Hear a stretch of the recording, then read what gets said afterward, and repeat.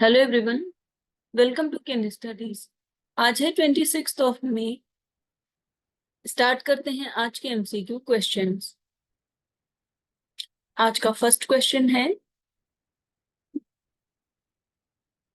Recently where was the first Asian relay championship 2024 held.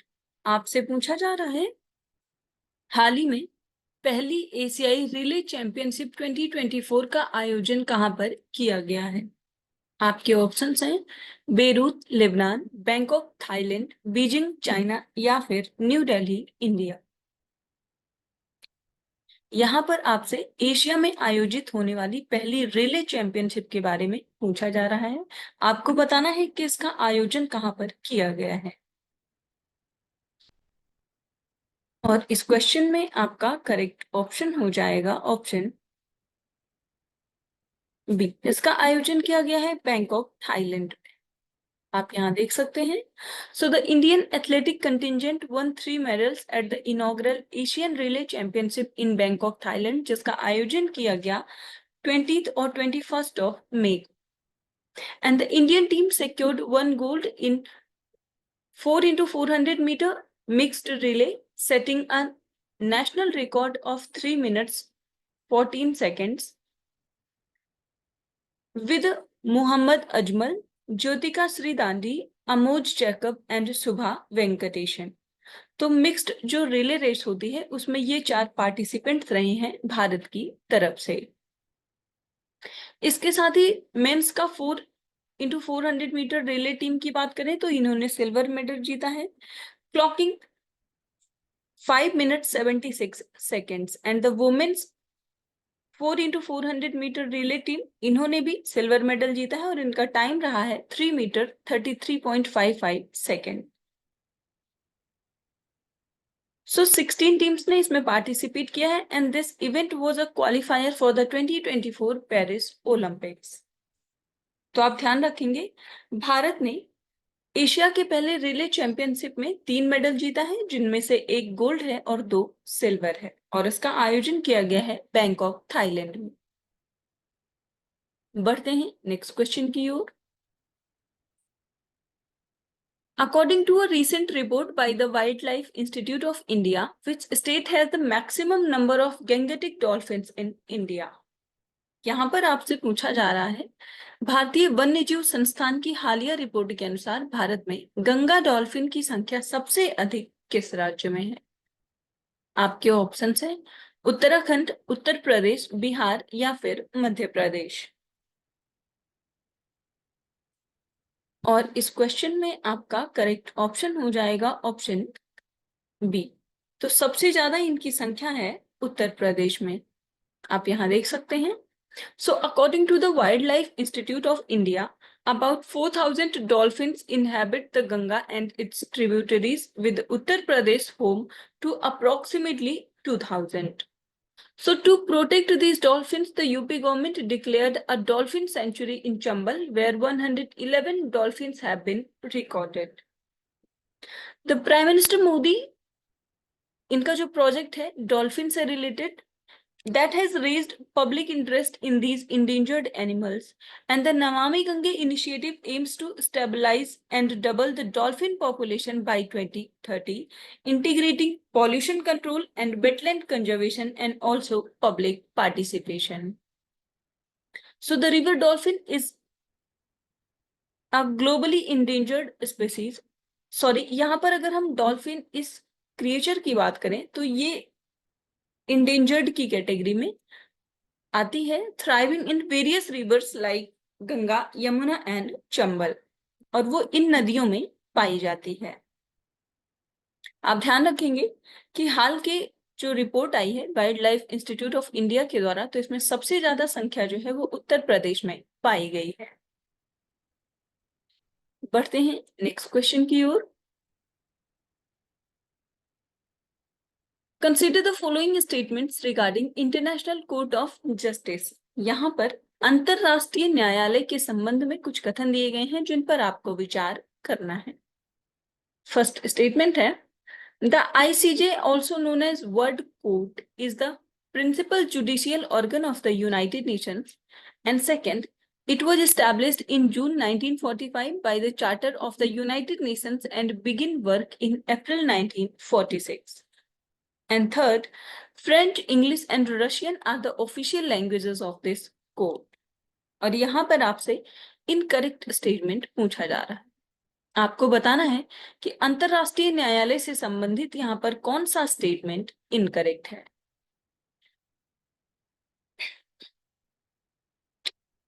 और इस question में आपका करेक्ट ऑप्शन हो जाएगा ऑप्शन सी। तो यहाँ पर आपका जो थर्ड स्टेटमेंट है वो इनकरेक्ट है, जबकि फर्स्ट और सेकंड करेक्ट है। आप यहाँ देख सकते हैं, so of the 6 principal organs of the United Nations, it is the only which is not located in New York, United States. Hearing की बात करें तो the hearing of the International Court of Justice are always public and French and English are the official languages of this court.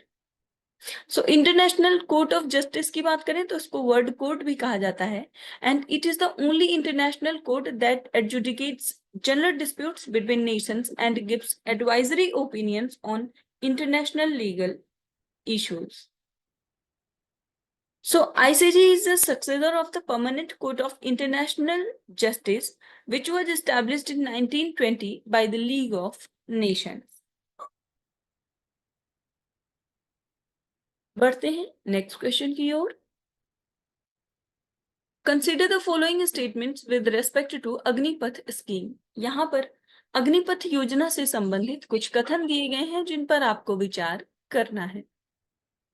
First statement है, it aims to recruit youth for a short term service in the armed forces.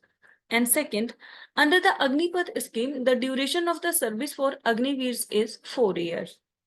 And third, pension is provided to the Agniveers under the Agnipath scheme. और यहाँ पर आपसे correct statement पूछा जा रहा है। आपको बताना है कि अग्निपथ योजना से संबंधित यहाँ पर कौन से स्टेटमेंट्स करेक्ट हैं। और इस क्वेश्चन में आपका करेक्ट ऑप्शन हो जाएगा ऑप्शन ए। यहाँ पर फर्स्ट और सेकंड स्टेटमेंट करेक्ट है, जबकि थर्ड इनकरेक्ट है, क्योंकि अग्निपथ योजना में पेंशन जैसी कोई स्कीम नहीं है। आप यहाँ देख सकते हैं। So Agnipath scheme is designed to recruit young individuals for a short-term service period in the armed forces, specifically for 4 years. And Agniveers are not provided with the pension under the Agnipath scheme. Instead, they receive a lump sum amount called the Seva Nidhi package at the end of their 4 years service. So Agnipath scheme की बात करें तो ये central government की scheme है जिसको launch किया गया था 2022। And under this scheme Indian youth can join the Indian army या आर्म फोर्सेस फॉर 4 years। बढ़ते हैं नेक्स्ट क्वेश्चन की ओर। Which of the following organization releases the Travel and Tourism Development Index? यहाँ पर आपसे पूछा जा रहा है, निम्नलिखित में से कौन सा संगठन या संस्था यात्रा एवं पर्यटन विकास सूचकांक जारी करता है। अभी हाल ही में ये इंडेक्स जारी हुआ है जिसके कारण ये चर्चा में रहा है। आपके ऑप्शन हैं United Nations World Tourism Organization, World Economic Forum, International Air Transport Association या फिर World Travel and Tourism Council. आपको बताना है कि Travel and Tourism Development Index किस संस्था ने जारी किया है। और इस क्वेश्चन में आपका करेक्ट ऑप्शन हो जाएगा ऑप्शन बी। सो इसको जारी किया है वर्ल्ड इकोनॉमिक फोरम ने। आप यहाँ देख सकते हैं। So Travel and Tourism Development Index is the second edition of the index that evolved from the series, a flagship index of the World Economic Forum that has been in production since 2007. So it is created in collaboration with the University of Surrey and with input from leading travel and tourism stakeholder organizations, thought leaders and data partners. So इस index में भारत की rank रही है 39th, which is the highest in the South Asia and also among the lower middle income economies. So world Economic forum की बात करें तो ये एक non profit international think tank है जो कि सेटअप किया गया है जर्मन क्लॉस स्कॉप के द्वारा in 1971 to promote public private cooperation, और इसका हेडक्वार्टर है स्विट्जरलैंड में। वर्ल्ड इकोनॉमिक फोरम के द्वारा कुछ और इम्पोर्टेंट जो रिपोर्ट्स हैं वो जारी की जाती हैं, जिनमें शामिल है global gender gap report, global competitiveness report, इसके साथ ही एनर्जी ट्रांजिशन रिपोर्ट, आपने देखा एक तो है ट्रेवल एंड टूरिज्म रिपोर्ट, इसके अलावा ग्लोबल आईटी रिपोर्ट जारी किया जाता है, और ये रिपोर्ट जारी किया जाता है in collaboration with the institute and Cornell university. तो आप ये रिपोर्ट्स भी ध्यान रखेंगे। बढ़ते हैं नेक्स्ट क्वेश्चन की ओर। According to the recently released Oxford Economics Global Cities Index 2024, which city ranked top among Indian cities? यहां पर आपसे पूछा जा रहा है हाल ही में जारी ऑक्सफोर्ड इकोनॉमिक्स के ग्लोबल सिटीज इंडेक्स 2024 के अनुसार कौन सा शहर भारतीय शहरों की जो सूची है उसमें शीर्ष स्थान पर है? आपके ऑप्शंस हैं मुंबई, पुणे, बेंगलुरु या फिर दिल्ली।